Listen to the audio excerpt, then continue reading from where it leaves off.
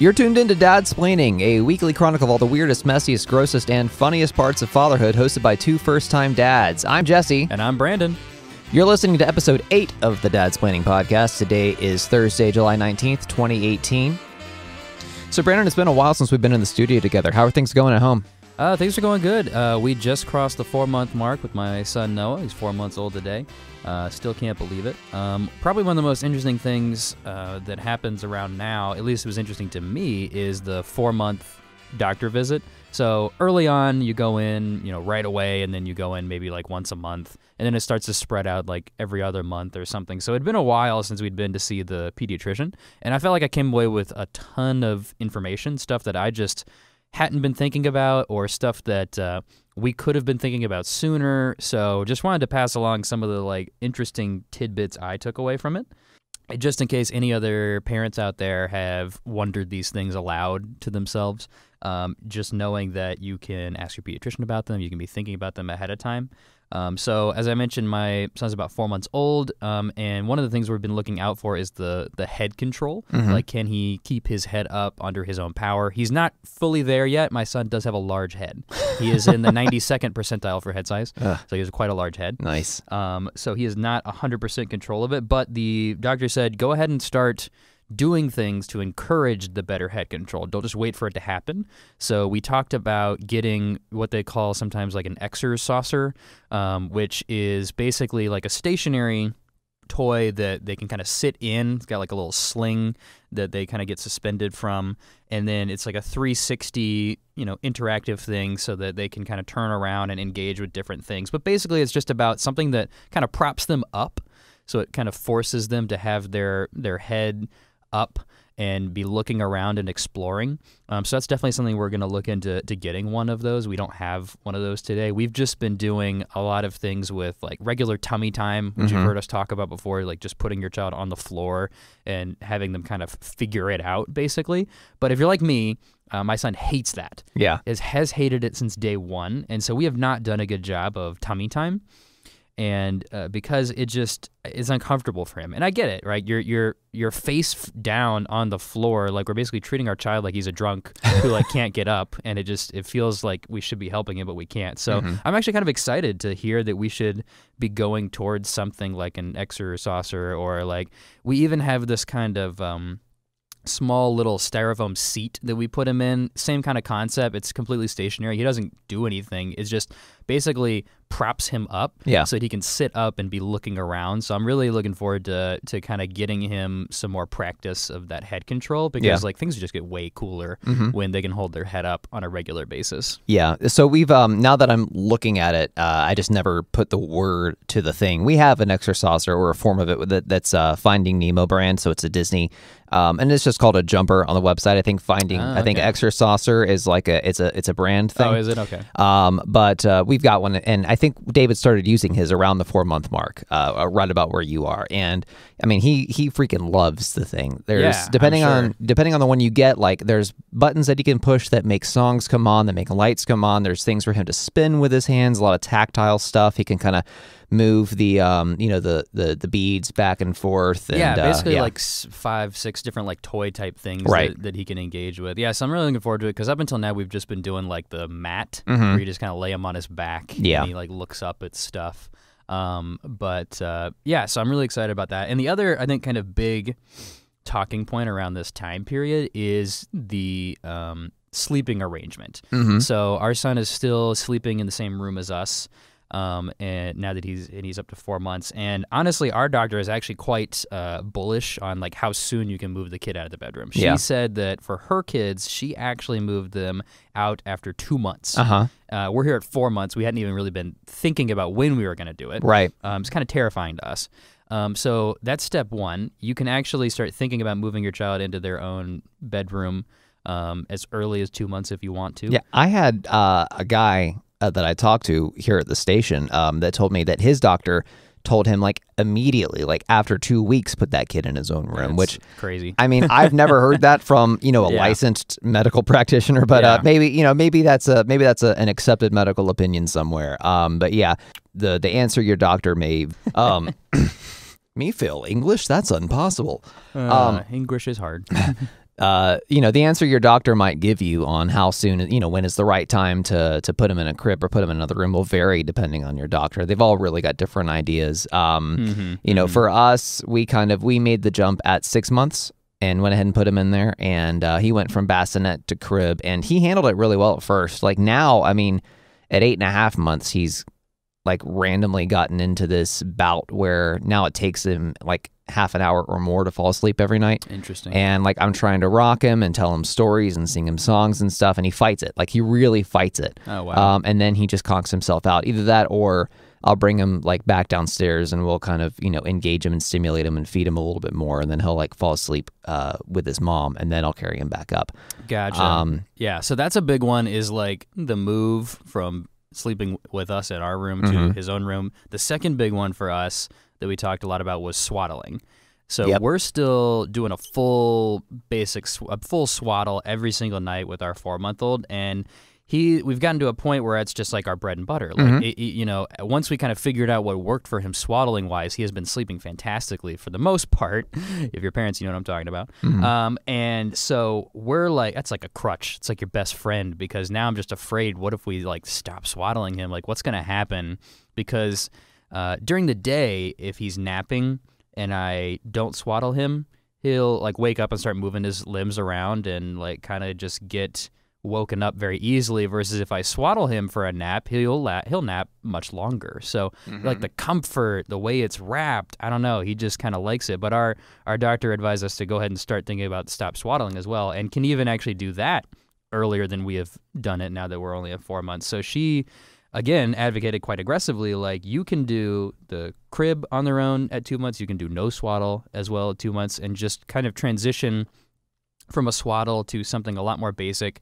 And what we talked about was using what's I think kind of commonly referred to as sleep sacks. Yes. So basically, I was about to say that. Yeah, basically, you just kind of put them into a piece of cloth or whatever it is, where like their feet are inside it and their body is inside it, but then there are armholes out the sides. Yes. So that they have full range of motion, basically. Right. They can still move their legs around even though they're in the sack, and they can still move their arms around.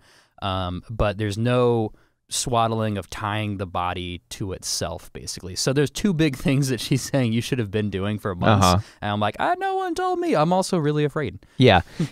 So what you're talking about, we've got one, a sleep sack, and ours is the brand is called Love to Dream 50/50 Transition Swaddle. They sell them at Target. I think that's where we got ours. I'll put a link to this in the show notes. It's really cool because it can zip up, and you can leave them completely wrapped up, like you can seal the armholes with these zippers, or you can unzip it, and then he's got his arms out, but then his legs are still zipped up. Yeah. So we put him in that almost every night still at 8.5 months. And nice.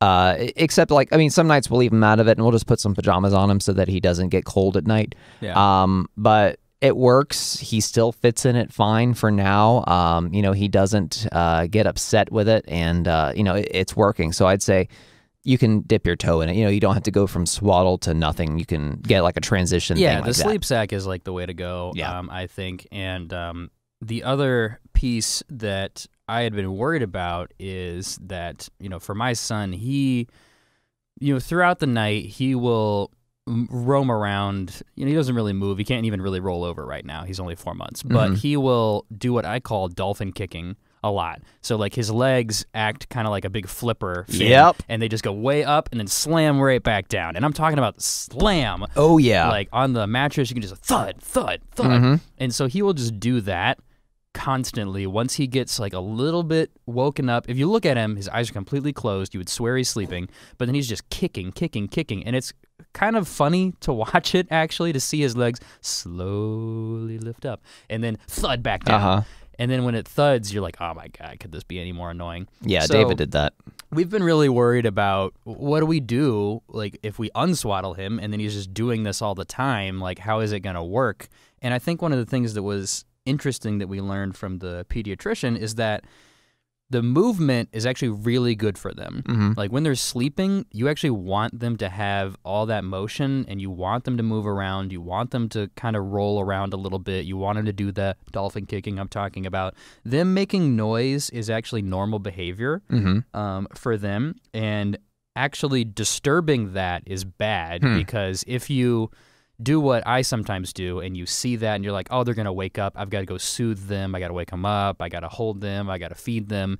That's actually just disturbing the sleep. So if you can see that they're still asleep and they're just kind of moving around, they are asleep.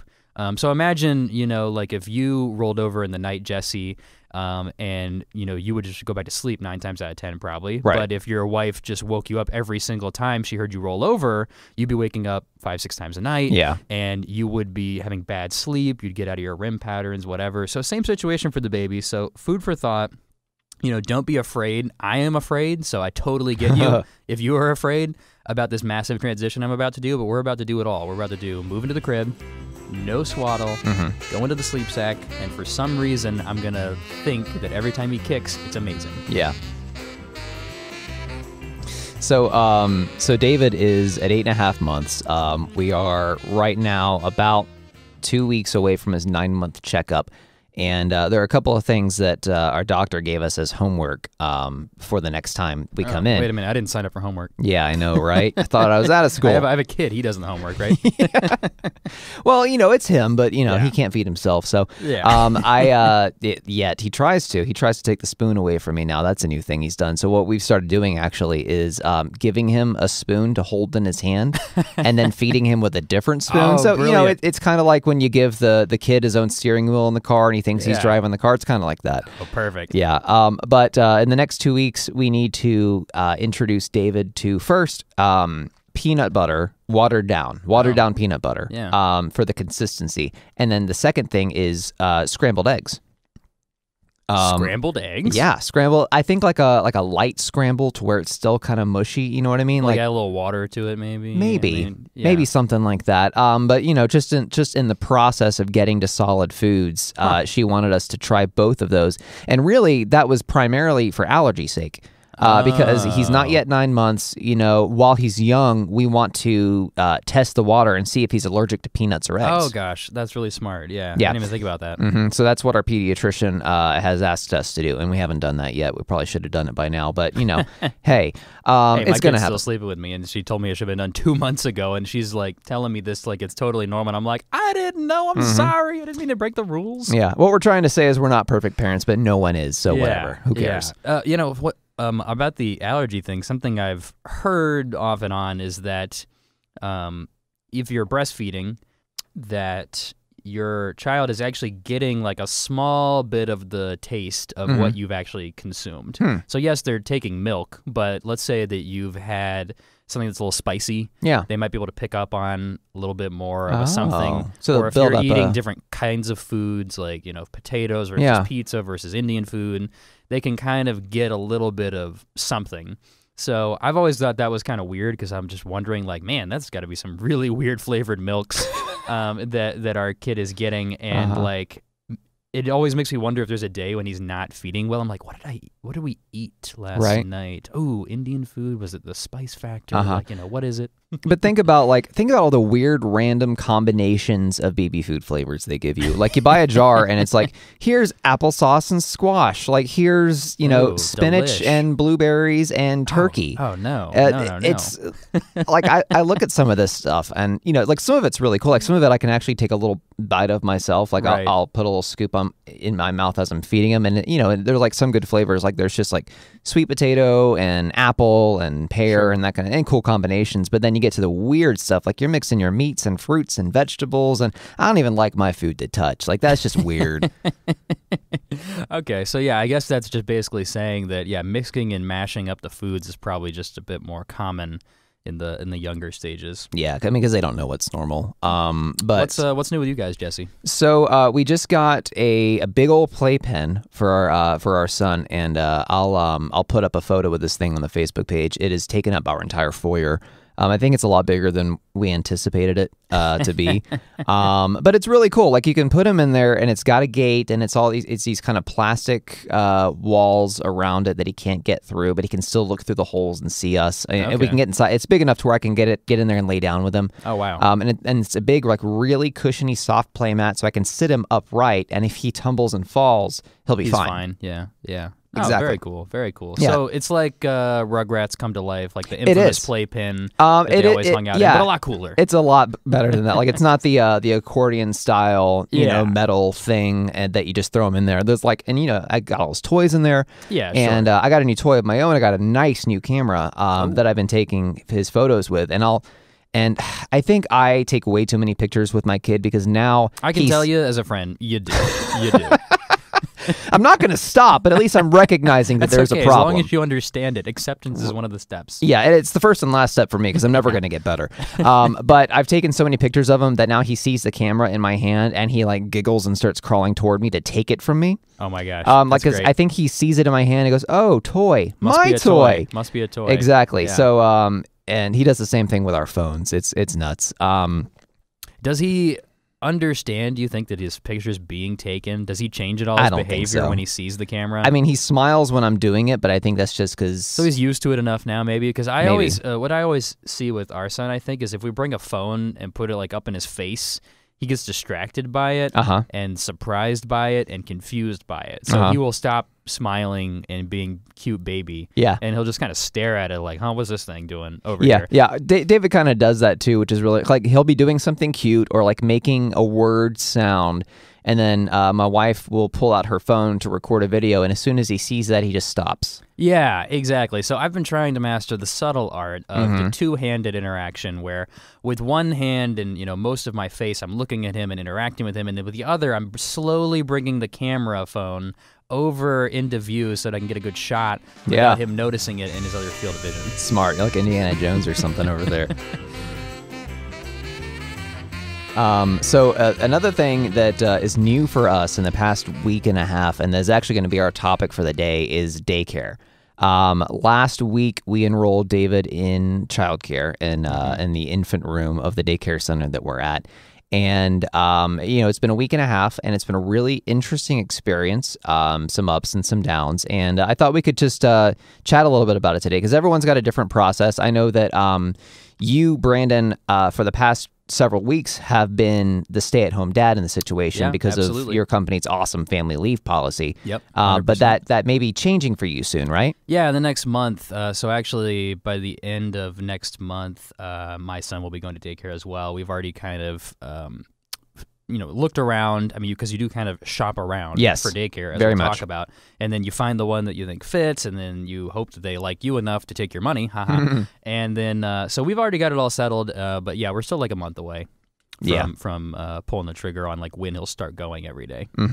Yeah, and to the point of shopping around, I mean, that's a big part of it because there are so many different options, and depending on where you live. But us being north of the city, there are so many different options, and there were a lot of factors for us to consider. Like at first, we were thinking, maybe we should get something close to, for instance, where my wife works. Yeah. So that if something happens during the day and she needs to run over there, it's easier for her to get there than to fight traffic on the interstate to get all the way from, from the half-hour commute that it would take. But we actually found a place like that, and then it didn't work out. So the other thing that people don't tell you about childcare is that getting in is incredibly competitive if you're in a good area. So the place we were looking at was in Alpharetta, and it was a very nice childcare facility, part of a large franchise, very well respected.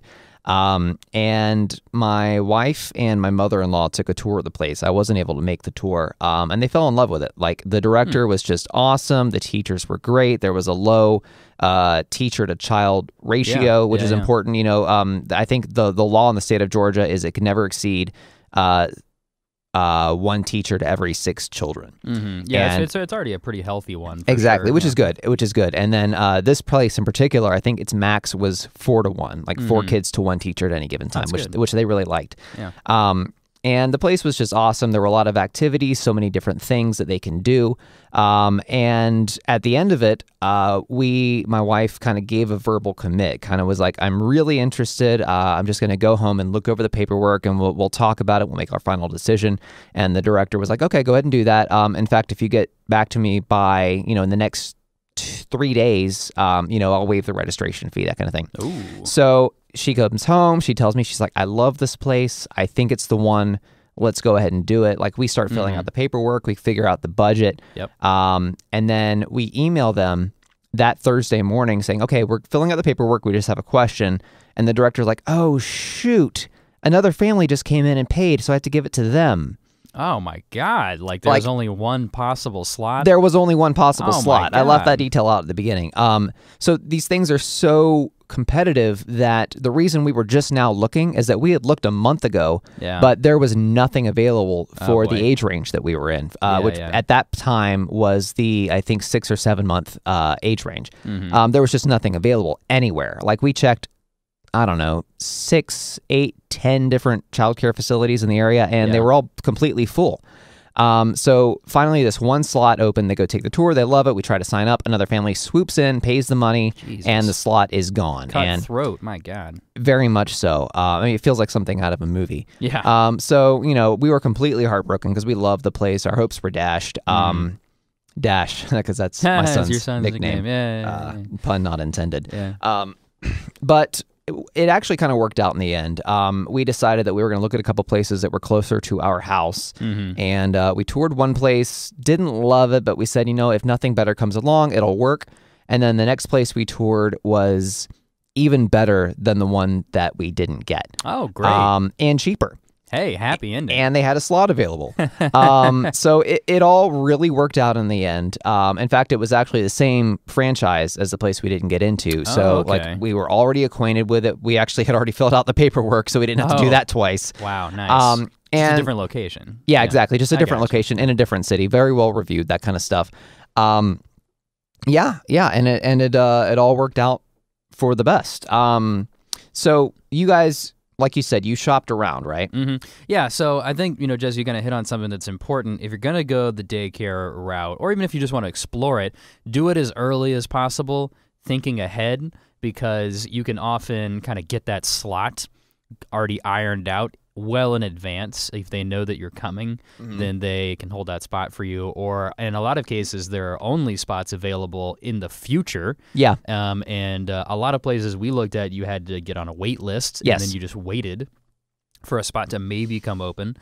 So what ended up working out with us is we found a daycare place that is local, is close to where we live, which we thought worked because it's actually kind of on the route to work, so it'd be very easy to pick up and drop off and keep the same kind of commute flow going, which is a nice, you know, side benefit, not to make it or break it, but it's like a family-run operation, so it's not a big franchise, not a big kind of corporate thing. It's been, you know, around for several decades through this one family that runs it, and so it's very low-tech, and it's very much relationship-based, so no wait list. Like, they don't keep records of people interested. You just kind of call and hound them and, you know, beg them and plead with them to get in there. And so we called and they said, oh, what age is your kid? And we're like, oh, he was just born. And they're like, oh, call back in a couple of months. And we're like, why?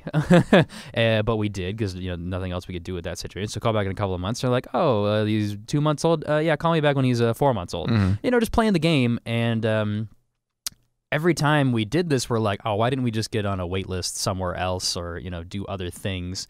But we really wanted this one place, well reviewed. You know, it's like a neighborhood daycare center in the neighborhood we live in, which felt nice. And so finally, just through sheer determination of will, we got invited to take a tour, and that was like the golden ticket. Once you got in to take the tour, you're basically in. We didn't realize this. But as soon as we got there, they started talking about, okay, your son will be over here, and this is what you'll do, and here's this, and here's how much it costs, and blah, blah, blah. So it ended up working out for us. But as I mentioned earlier on in the show, it's still in advance. Like, we set this up, you know, a month or two ago, and we still have another month plus to go before he's actually going to start. So even in a kind of low-tech family-run operation, you got to plan ahead. Yeah. So, and you mentioned low-tech, and before we started recording, you were talking to me about how they will actually give you, I think at the end of the day, a written report of everything they did. What's on that report? Do you know? So yeah, just to take a quick step back, when you're thinking about, you know, daycare, you know, you got to be comfortable with what they're doing, how they're handling it. You talked about class size. That's really important. They have a similar approach to the daycare we're looking at, where if they have like 10 infants, they'll have like 3 teachers, quote unquote, in there, which is obviously a great ratio.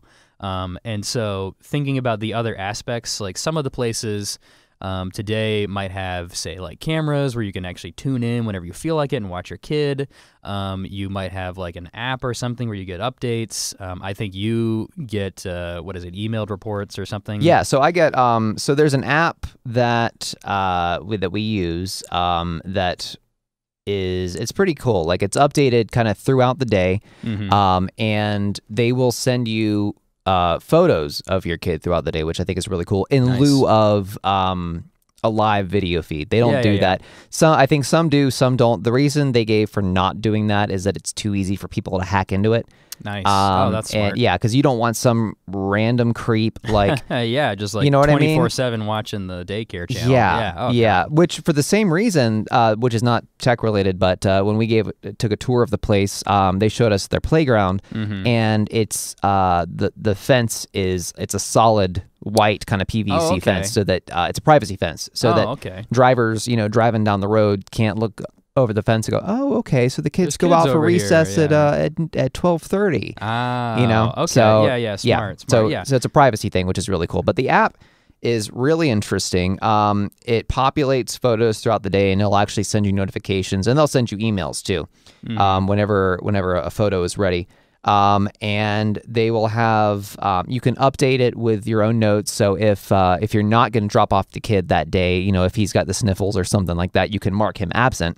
And that way they'll know. Oh, wow. And they won't, you don't have to call them and say, oh, by the way, I'm not dropping David off today. He's got a cold. You can just do it through the app. And then mark when he returns. And then at the end of the day, they'll give you a report of how he did. And this thing is extremely detailed. And I'm gonna go through it really quickly. So they'll tell you when he takes his nap, how long he naps for, and then feeding. So when he feeds, whether it's milk, breast milk, a jar of baby food, a pouch of baby food, how much they offer him, how much he actually eats. Yep. And then his diaper schedule, whether it's wet, whether it's dirty, whether they apply diaper cream. And I don't know if all childcare places do this, but ours, they wanted us to fill out a permission slip saying that we give them permission to apply diaper cream. Okay.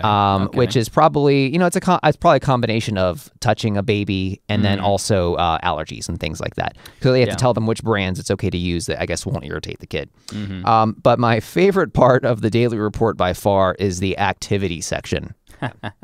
So the activity section is really interesting because they apply categories to everything your kid does, and it reads like an elementary school report card. Like there's different classes for everything. So I'm just going to read an excerpt of yesterday's report. Activity, language arts. Oh boy. We listened and responded to voices as we read Shapes by Little Scholastics. And then underneath that bullet point, goals, 8A, comprehends language. Like, so essentially they're doing normal baby stuff with a 9-month-old, you know what I mean? But they're just applying, they're saying, okay, this shapes his language arts. The next one is sensory development / motor skills. We used our hands to connect the locking beads. Goals, 7A, uses fingers and hands. So it's like really simple stuff, but they're just applying words to it. And it kind of makes me laugh. I'm like, okay, creative art, cognitive development, science / nature studies. That's on there. Look out. And underneath science / nature studies, we realized our ability to knock down the stacked plastic cups. Goals. Science! What is that? Demonstrates knowledge of the physical properties of objects and materials. So they basically did like, hey, gravity. Hey, there's even social science. We responded to auditory stimulation as we listened to the sound bouncy seats make as we kick. Demonstrates knowledge of the physical properties of objects and materials. Oh my goodness, this is amazing. So, it's really like part of me is like, okay, come on. Like he's not developing social science, but at the same time, like, he kind of is. Like on that level, he's kind of putting it all together and they're just applying kind of a word to it. We've kind of talked a little bit about how we both are going the daycare route. So obviously we have a lot of reasons why, daycare worked in the favor for us, but other options do exist. Other childcare options do exist. You could be obviously stay-at-home route. I've gotten a little flavor of that. Been doing that for about a month and a half now. I got another month and a half to go. So I'll get a good feel for what that's like. on a short-term basis, as well as maybe some folks do nannies. I know I had some people I know who did, say, like a part-time nanny for the first couple of months before they wanted to make the decision on daycare. I know you guys did stay at home for a little while just based on what worked with your jobs before you got to this point now where you're finally going the daycare route. Because, I mean, you didn't do it until you were, 8 months? Yeah, it wasn't until 8 months that we enrolled him. And so with the first 8 months, we were splitting up stay-at-home days. So, I mean, my wife had a couple months off of work where she was able to stay home. And then, of course, that was not maternity leave. That was her taking her disability. That's a whole other rant that I won't get into again. But after that, so I was able to work from home 2 days a week, and she was able to work from home the other 3 days a week. And really, usually it was more than that. Really, her boss was very kind of lenient with her and letting her stay home a lot. And then on those days, I would stay home with her.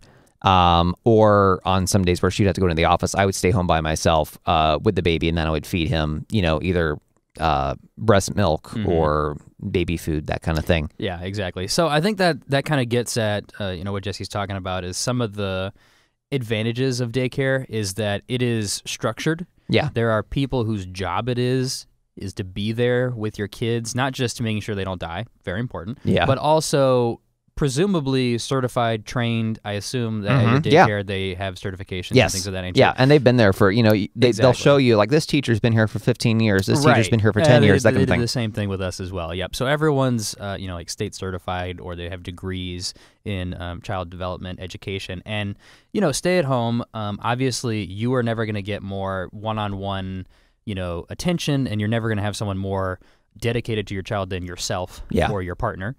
Totally true, but you also don't know, say, all the different things you could be doing to help stimulate them and keep them involved. So I've kind of been looking forward to what you're already talking about is happening, Jesse, when my kid goes to daycare, like someone whose job it is to, like, give them activities throughout the day, help them kind of do different tasks. Like, I try, but, listen, I'm not great. And, there's a bit of a lazy component probably to my life as well, where, you get happy just, like, sitting on the couch bouncing, your kid for, an hour or so at a time, and you're like, well, there goes the whole day.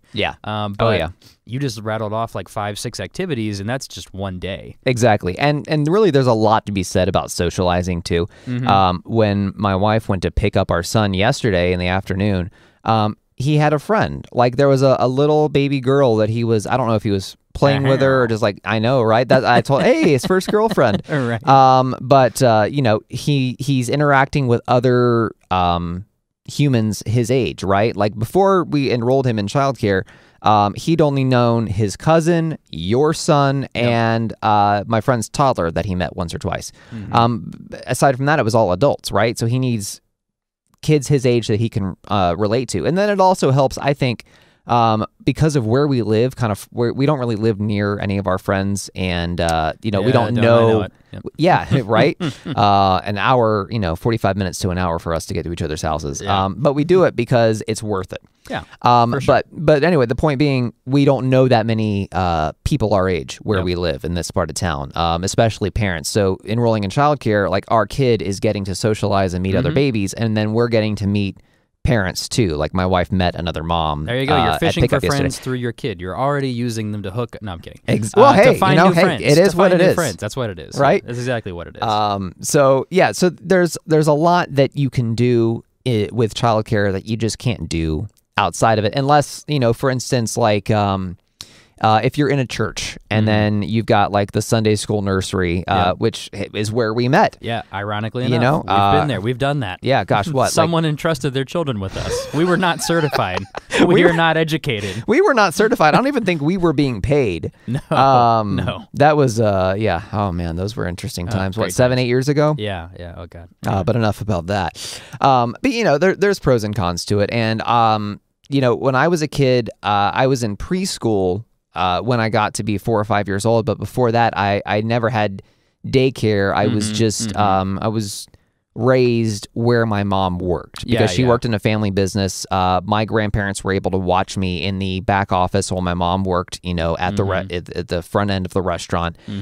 So I spent all that time And luckily, I had a younger brother who was only a year and a half younger than me. So I had Right. another kid roughly my age to interact with. Of course, we fought all the time. Yeah. But, you know, that's siblings for you. As you will, yeah. Exactly. So I got family time, which is a benefit, and that's something that you don't get in the daycare system. You don't get like that loving, whether it's a parent or a grandparent or an aunt or uncle or something like that.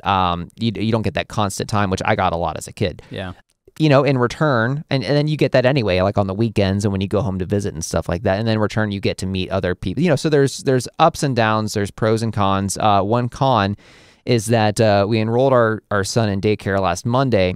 2 days later on Wednesday, he had already caught a cold from another kid. Oh, no. So we had to take him out for Thursday and Friday. So my wife boy. stayed home with him on Thursday, and then we both stayed home with him on Friday. Like, he had the sniffles, he was coughing, he had a fever, he was running like 100-degree fever. Oh boy. And he wasn't really acting sick or fussy, like he wasn't in pain or anything, but like you can't take him in.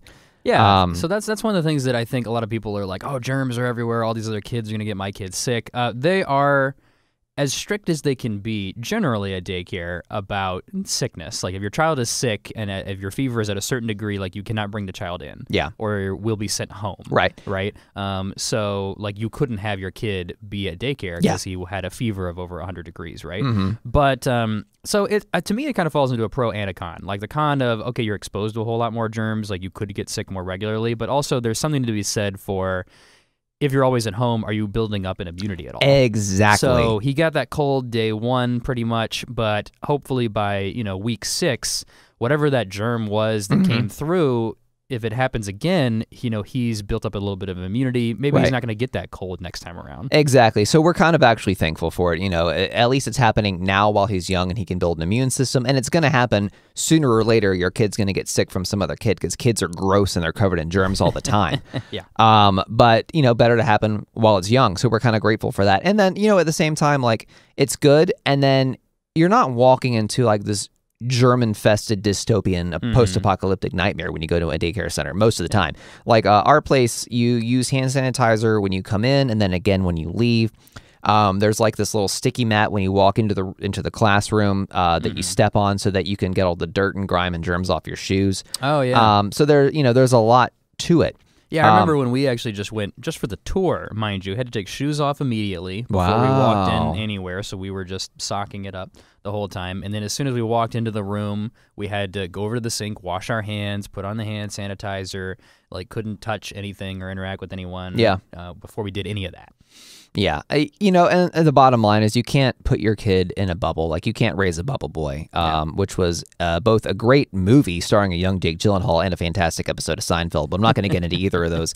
You've got to expose your kid to the elements at some point, and what I have found, and what I'm sure Brandon's going to find, is that to do that in a childcare center, especially a controlled one, is a great place to do it. Yeah, for sure. And I think the other piece to it is the bonding. I think that people will probably be worried about. Yeah. Like, we're lucky to have been able to spend, you know, both of us, I think, a good bit of time in the first several months at home, off and on at least, with our kids and with our partners. So we did get, say, more than the average American.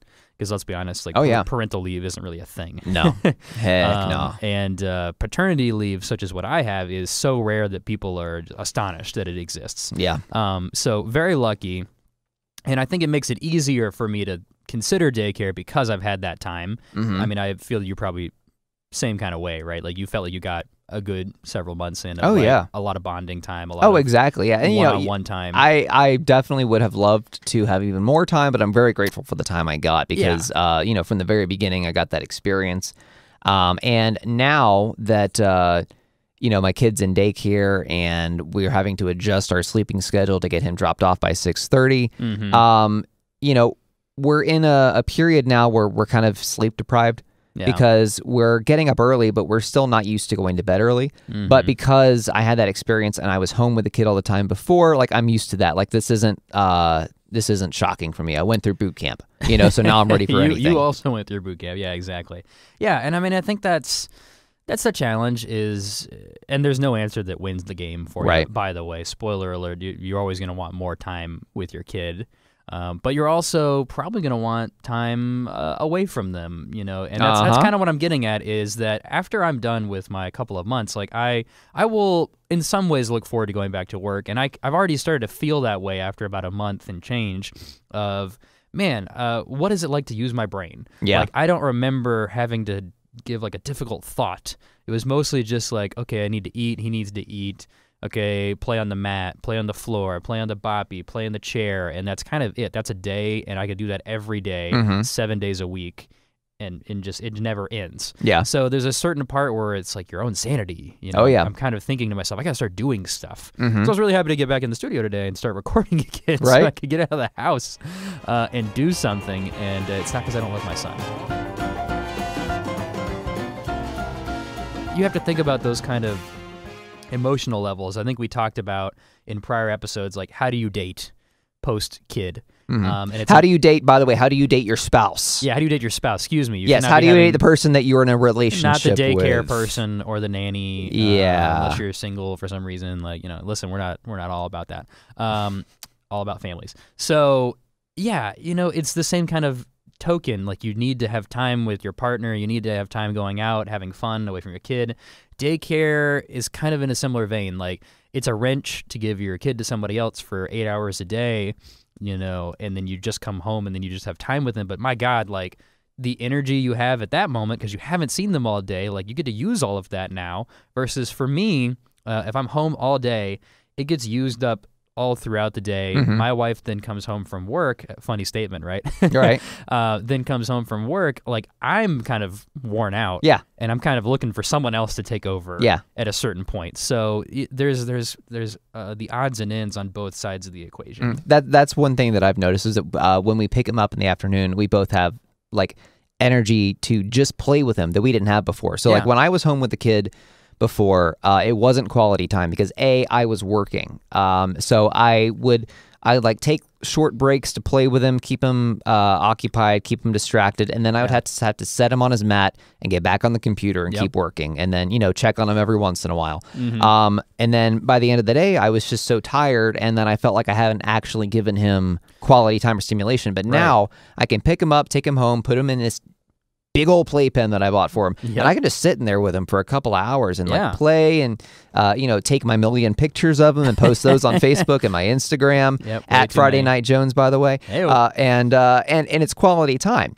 And I and my wife gets that too, because before I would she'd be home all day with the kid, and I would get home from work, and then by the time I get home, she's so tired, like you are. It's a mirrored experience from watching him all day and being the only person there with him all day, that she's like, okay, I'm so tired, just handle him for a minute, let me take a little nap, or an hour or 2 or 3. Exactly. It feels really weird for me, because I'm at home and not working at all, so I'm not doing anything stressful, strenuous, anxiety-inducing, like work or anything. But keeping a small human alive is pretty stressful. Is draining, even if you're just sitting on the couch watching TV all day. I know, sounds crazy, but like, this is my experience has been that I can be doing that on the couch all day, TV, doing whatever I want to do, and just taking care of my son. And then come the end of the day, I need to be separated. I need to do something else. Even if I'm in the same room with him, still, I just need someone else to be taking care of him. And it feels like two things. It feels like I've been with him the whole day, but I haven't been with him. Because it's been like the job. And then I don't want to be with him in the rest of the afternoon because I've already been with him all day. So it doesn't quite feel as satisfying. Yeah. It's a bit unusual. So just something that I've thought about and kind of what I've been experiencing. So I don't know if I'm like looking forward to daycare. I'm looking forward to it maybe in the beginning just to see what it feels like, kind of get into the routine and the swing of things, I guess. But I do think that you can overlook your own personal sanity in the desire to have maximum bonding time. But sometimes what Jesse's talking about, you can have amazing bonding for 2, 3, 4 hours a night, even if you haven't been around all day, because you've got that energy, you've got that will and the want. Exactly. You're talking about quality versus quantity. Yeah, for sure. You're spending fewer hours with him, but you're spending better hours with him. And then also so this is the other thing. The benefit I've seen already is that I pick him up from daycare, And he is, it's not that he's hyper or fuller of energy, but he just seems happier and he's talking more. And I think that's because he's being actively stimulated all day, and he's being surrounded by other kids that are at all different stages of development. So, you know, the room he's in, I think, goes up to, I want to say 10 months, something like that. And then he ages up into the next group, depending on where he is developmentally. So he's around kids that are standing and walking. Okay. He's around kids that are smaller than him that are just lying on the ground. You know, not on the ground. You know, just lying. Yeah. No, they're lying on the ground. Yeah, we talked about that. We're tossing that. You know, but you know, he gets that and because when you're around kids that are older than you, you start to try and do the things that they do. So I think he's already picking up some behaviors. Oh yeah, you know what I mean, from the older kids. Yeah, so see it, monkey see, monkey do. see, monkey do. Listen, they're not monkeys, but you know, they're kind of monkeys. Yeah, they're more animalistic than they are humanistic. Yeah. So basically, you know, and that goes back to that socialization, but it's also, I think it's helping him kind of develop a little bit faster. Nice. Cool. All right. I think we touched it on that one. Any comments from this week about the topic of daycare? So I got one comment today, and there were a few expletives in it, so I'm going to kind of censor it for the family-friendly version. Check us out on Facebook if you want the uncut version. Right, because this is a family podcast. But I have we had one follower, Karina, who I know from following our shows on WSB, that when she lived in Georgia, so she's moved to another state by now, but she had a daycare arrangement, and it was a chain, and I'm not going to say which chain. I'm going to leave the chains out of it. But it was very corporate, and she didn't enjoy it so much for the corporate aspect of it. You know, for the an example she gave was, say another kid pushes your kid down on the playground and he gets a scratch or something like that, or he gets bitten by another kid. Right. You go there and they say, your son got hurt by a friend, and they don't really give you the specifics of like which kid was it, you know, so that you can try and kind of get him away from that kid, or, you know, what happened. They would just kind of do that to keep things separate, and they probably have their reasons for doing that. But she would much rather hear, for instance, if it was her kid, she would rather hear, you know, for example, your son bit Tommy today, so that she can apologize to the parent and that kind of thing.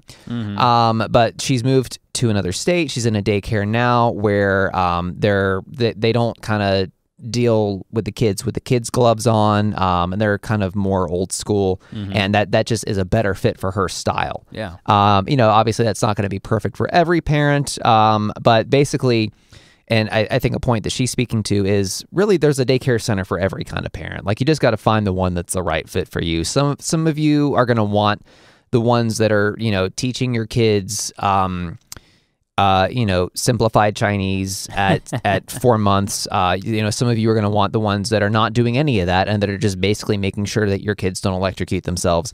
You know, and then there's a middle ground, which is kind of where I'm at. Yeah, exactly. Like, you're getting a lot of information. It sounds like you're getting a lot of specific stimulation that they're kind of like in a cutesy way, but still with some intent, tying it to things like language arts, social science, blah, blah, blah. Right. I don't think, from what I gathered, that my daycare that we use will go that in depth. Right. They'll do probably those things, but they won't tie it to something. They won't have it in like a fancy app or anything. But, you know, something that was calming to us was that kind of like, oh, it's run by a family. Like, of course they care. They've been doing it for decades. Yeah. Like, everyone who's here is like a part of the family. Right. So that's awesome. A different kind of touch that maybe helps you feel good. Exactly. Yeah. So, you know, no matter what your style is, no matter what's important to you, there's something for you, you know? So I say, you know, even if you're not sure about it, like, go take a tour, you know, because most of these places, they'd be happy to give you a tour of the place, show you around, show you what their deal is. Yeah, and it's kind of impressive, really, all the stuff that they go through. I mean, we can talk when we get a lot further down the road and like the different age groups of daycare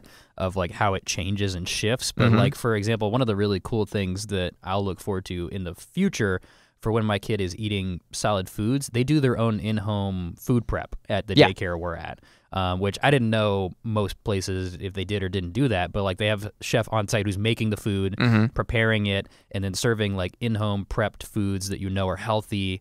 They set their own menus. They don't use like preservatives, sugar, all that kind of stuff. So I'm like, man, this kid is going to eat better than if they were with me, right, as the parent. Yeah, exactly. And you know, these places also, like there's some like the one I'm at where you can get in when you're an infant, and then it'll go all the way up to preschool. So like you can keep them there, and they get to know the teachers there. You know what I mean? Mm-hmm. And so there's that kind of sense of consistency through their early childhood lives, which is really cool. So that does it for today's episode of Dadsplaining. Hey Brandon, what are we going to talk about next week? So next week we're going to talk about the mental load of being basically the parents in the situation. So when you're thinking about not just being a couple and all the different things that you're thinking about on a constant basis day to day, but now that you're parents, how does the wife tend to think about that relationship? How does the husband tend to think about that relationship? Hey, if you like what you're listening, be sure to subscribe to us wherever you find your podcast needs. Also, you can find us on Facebook and Twitter. Or if you'd like to go old school, drop us an email. You can find us at dadsplainingpodcast@gmail.com. All right, take 9. So until next time, I'm Jesse. And I'm Brandon. Hey, Jesse, do you want to hear a joke? Yes. Want to hear... Oh, man. Shoot. Let's try this again. This is funnier than the joke. Here we go, one more time. Say, Jesse, want to hear a joke about a piece of paper? Yeah. Never mind. It's terrible. Hey, Brandon, I got a joke for you about a pencil. Okay, what is it? A broken pencil. Never mind, it doesn't have a point. Oh, no. All right, thanks for listening.